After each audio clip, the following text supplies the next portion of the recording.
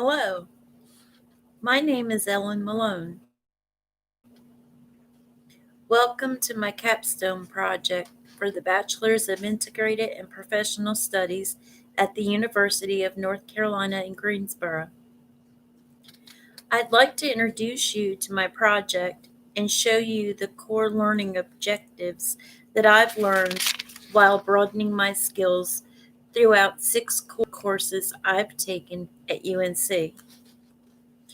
I will then explain how I've taken a hands on approach to utilize critical thinking skills and give you an interpretation of data that I've collected. Finally, I'll show you how I was able to problem solve within my workplace in order to improve productivity and awareness.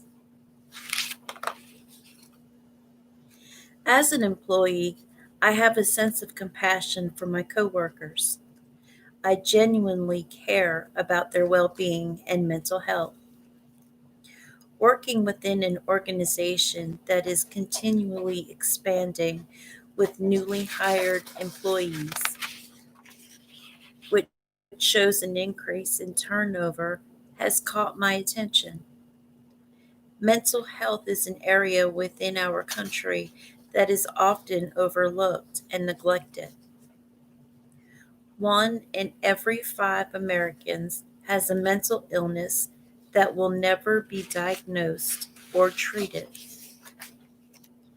This is an alarming statistic and one that needs to be addressed. Since the influx of the COVID-19 pandemic, millions of working Americans have fallen prey to areas of mental illness such as depression, anxiety, and physical problems. According to the National Institute of Mental Health, only half of people with mental illness receive treatment. This is relevant to my organization and my fellow coworkers as well. Employee morale, productivity, absenteeism, and many other complications and concerns are victim in my workplace environment. That's why I have a viable concern for my workplace. The problem that I'm about to explain to you is not an isolated case. That is, there's an overall lack of awareness within my workplace about the Employee Assistance Program, as well as a lack of concern toward increasing awareness in order to inform employees and new hires that have been with the company for many years.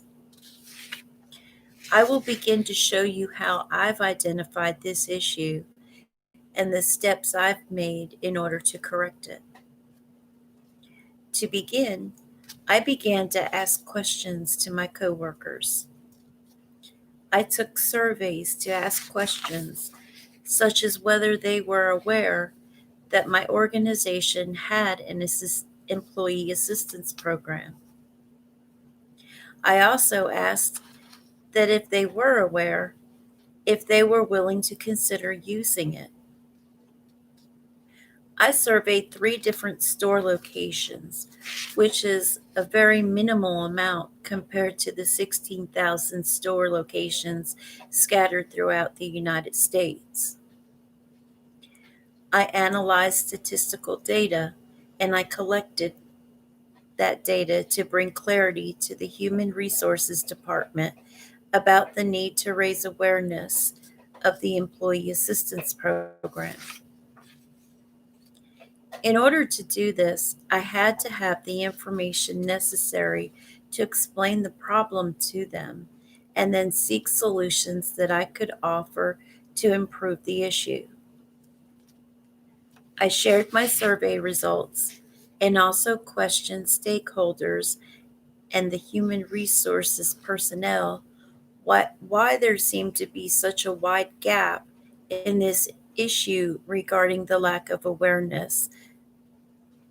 Upon adjourning this meeting, I arranged a follow up to return. When I returned, I brought with me research to show the importance of this assistance to the employees and the benefits of implementing this resource for the company as well as for the employees. I suggested methods to the stakeholders.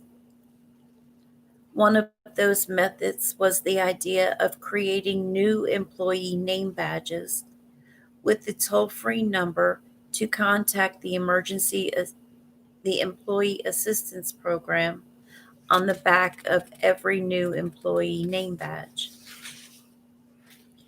I also created signs to be made in every break room, in every store throughout the United States.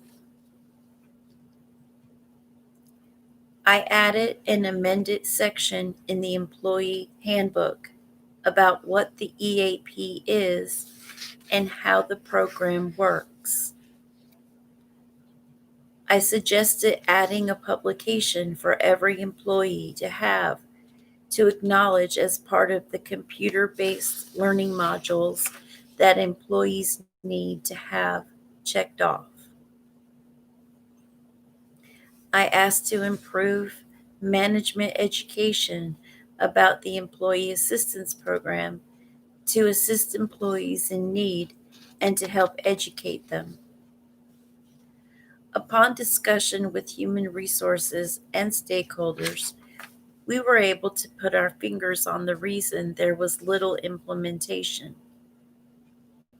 Concerning the lack of awareness that the organization had, we soon found out that because of financial obligations to a contractual agency, there was a lack of responsibility and obligation toward the employees.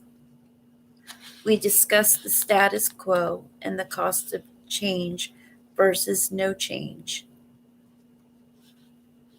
In conclusion, the decision to heighten awareness had been made. Because I was able to prove the importance of the Employee Assistance Program and how beneficial it would be to the organization itself, the decision to bring awareness to the employees was made.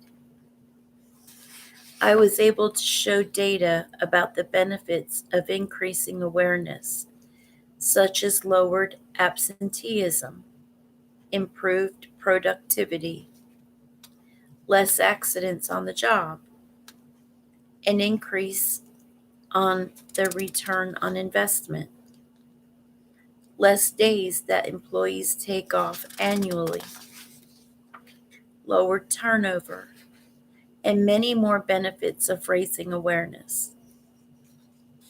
Improvements in education, literature, contact information, and overall awareness have been improved within my workplace. I was able to use systems thinking, such as deciding the cost of change versus not changing. By using design thinking, I was able to understand that there is not always a one size fits all answer to every problem and ask the why questions. By using contemporary media literacies, by raising awareness with signs placed throughout all the store locations. By using global awareness, I had signs made in multi languages for employees. Using data to interpret statistical facts and evidence, I used data analysis to prove the benefits of change. Lastly, by using self awareness, I showed a concern for my coworkers' mental well being. Thank you for listening to my video.